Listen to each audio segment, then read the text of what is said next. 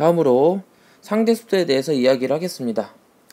기본적으로 우리가 알고 있는 습도는 여러분들이 체감할 수 있는 그런 거죠. 습하다, 건조하다, 여러분들이 피부로 직접 느끼는 그런 거죠. 그것을 상대 습도, 절대 습도 이런 식으로 과학에서 나눠서 얘기를 합니다. 이 중에 여러분들이 꼭 기억해야 되는 게 뭐냐면요, 상대 습도입니다. 상대 습도란 습도 중 일상생활에서 사용하는 것으로 현재 기온의 포화 수증기량과 현재 기온의 실제 수증기량의 비를 백분율로 나타낸 것이다. 그런데 이 백분율로 나타내는 것을 어떤 식으로 우리가 파악할 수 있냐면, 예를 들어 선생님이 설명을 좀 해줄게요. 쭉 올려서 상대 습도하고 절대 습도를 비교하는 방법입니다.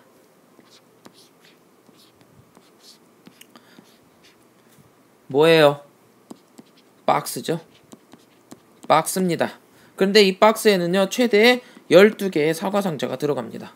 최대 12개의 사과 상자가 들어가는 이 박스에 6개의 사과만 넣었어요. 자, 다시. 박스가 최대 담을 수 있는 사과의 양은 몇 개? 12개입니다. 그런데 몇 개만 넣었어? 6개만 넣었다고요. 이걸 가지고 절대 습도와 상대 습도를 비교하겠습니다. 첫 번째, 절대 습도는요, 어떻게 얘기할 수 있냐면, 사과가 몇 개 들었니? 6개 들었어요. 이렇게 얘기하는 겁니다. 사과가 몇 개 들었어? 6개요. 그 다음에 두 번째, 상대는요, 최대 들어갈 수 있는 사과 상자의 개수, 사과에 비해서 몇 개가 들어가 있니? 즉, 다시 얘기해서 몇 퍼센트가 들어가 있니? 이거 계산할 수 있겠죠? 최대 몇 개가 들어갈 수 있다고 그랬어요? 12개. 근데 몇 개를 넣었어요? 6개. 몇 퍼센트니? 곱하기 100 하면 50이죠. 50%. 이게 상대 습도입니다. 최대한 들어갈 수 있는 수증기량에 비해서 얼마만큼 수증기량이 들어갔는지를 백분율로 나타낸 거. 이것이 상대 습도란 얘기입니다. 상대 습도에 대한 계산은 다음과 같이 하게 됩니다. 상대 습도란 현재 기온의 포화 수증기량 분의 현재 공기 중의 실제 수증기량 곱하기 100. 곱하기 100입니다. 이때 실제 수증기량은요, 현재 공기 중에 들어가 있는 수증기량이야. 다음으로 포화 수증기량은 최대한 들어갈 수 있는 수증기량을 얘기합니다. 지금 아래쪽에 이 상대 습도 계산에 대해서 뭐라고 써 있냐면, 이 실제 수증기량은 무엇을 보고 알 수 있냐면, 이슬점을 보고 파악을 하게 되고요. 그 다음에 포화 수증기량은 무엇을 보고 확인하게 되냐면, 기온을 보고 확인하게 됩니다. 다시, 현재 공기 중에 실제 수증기량은 무엇을 보고 파악해야 된다고? 이슬점. 그 다음에 현재 기온의 포화 수증기량은 무엇을 보고 확인해야 된다고? 기온.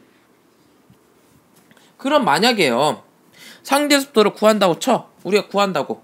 이때 이슬점은 똑같은데 기온이 올라가. 기온이 올라가게 되면 상대 습도는 어떻게 돼요? 그렇죠. 상대 습도는 떨어지게 됩니다. 다음으로 실제 수증기량을 확인할 수 있는 것이 이슬점이 올라가게 되면 어떻게 돼요? 이슬점이 올라가게 되면 상대 습도는 올라가게 됩니다. 이것에 대한 관계를 여러분들 교과서 136쪽에 그래프를 보고 파악할 수 있어야 됩니다. 교과서 136쪽 탐구의 상대 습도의 변화입니다. 이 상대 습도 변화에서 알고자 하는 건 이겁니다. 날씨에 따라서 하루 동안 상대 습도가 어떻게 달라지는지 그것을 파악해보자 이겁니다. 자, 두 가지 그래프가 나오죠. 첫 번째는 맑은 날, 두 번째는 비 오는 날의 그래프입니다. 그런데 여기서 그래프가 지금 세 가지가 나와 있습니다. 세 가지. 이 세 가지를 잘 구분해서 봐야 돼요. 기온, 습도, 이슬점, 이 세 가지가 나오게 되죠. 자, 살짝 올려서. 자, 우리가 맨 처음 봐야 되는 거는 이겁니다. 맨 처음 봐야 되는 건 기온이야. 그 다음에 두 번째 봐야 되는 건 이슬점. 그리고 마지막에 봐야 되는 건 습도입니다. 지금 여기에서 기온을 맨 처음 보자 이겁니다. 기온은 어떻게 봐야 되냐면, 맑은 날과 비 오는 건 상관없이 지금 올라가냐 내려가냐, 기온이 올라가냐 내려가냐, 이 두 가지를 보고 확인해야 돼요. 지금 맑은 날의 기온 같은 경우에는 지금 0시에서부터 지금 9시까지 쭉쭉쭉쭉 내려가다가 갑자기 올라가게 됩니다. 그러다가 또 24시까지 또 이렇게 해서 내려오게 되는 그런 모습 보이고 있고, 그 다음에 비 오는 날 같은 경우에는 그냥 처음부터 쭉 내려가게 됩니다. 그렇죠? 그 다음에 두 번째 봐야 되는 게 뭐라고? 그렇죠. 두 번째 봐야 되는 건 이슬점이야. 이슬점. 근데 이 이슬점은요, 기온에 비해서 변화가 거의 없어요. 변화가 거의 없다. 근데 여러분들 거의는 없애고 그냥 변화가 없다 이렇게 생각을 해도 상관이 없습니다. 그래서 우리가 이것을 지워보도록 할게요. 변화가 거의 없다. 아니 그냥 없다. 그리고 지우개가 안 지워지니까 그냥 냅둘게요. 이렇게 쭉쭉. 오케이. 자, 그 다음 마지막 봐야 되는 게 습도. 습도. 이 습도를 보니까 이 습도는요, 여러분 이거는 꼭 기억해야 돼.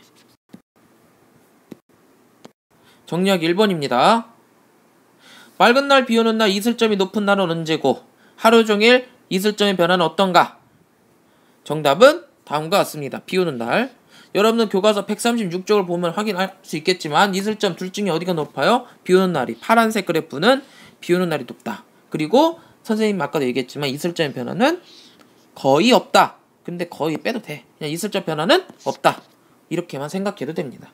그 다음 맑은 날, 비 오는 날 하루 동안 기온과 상대 습도의 관계를 설명해보자. 그래서 이게 쭉쭉쭉 써 있습니다. 이것을 아주 간단하게 이렇게 나타낼 수가 있어요. 상대 습도는요, 기온과 반비례한다. 이렇게 나타낼 수 있습니다.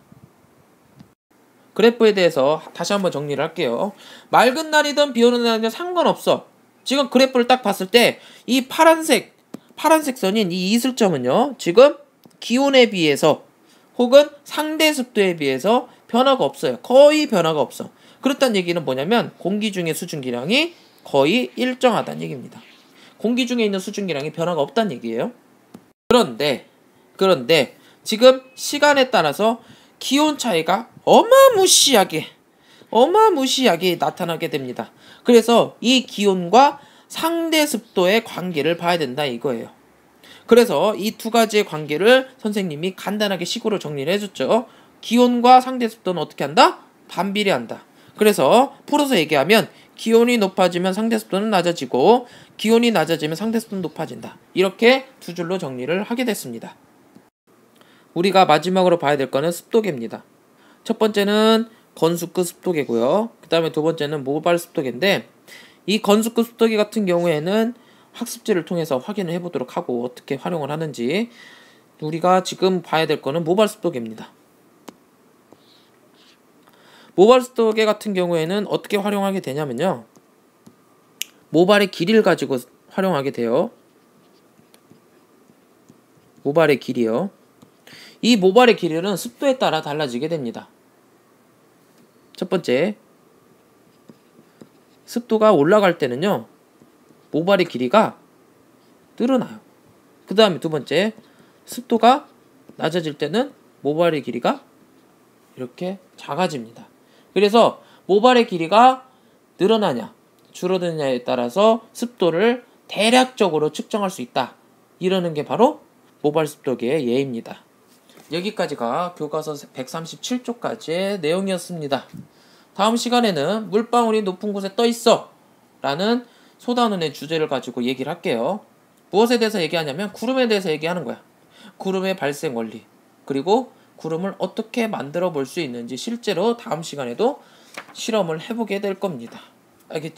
동영상은 여기까지로 마칠게요. 사랑해요.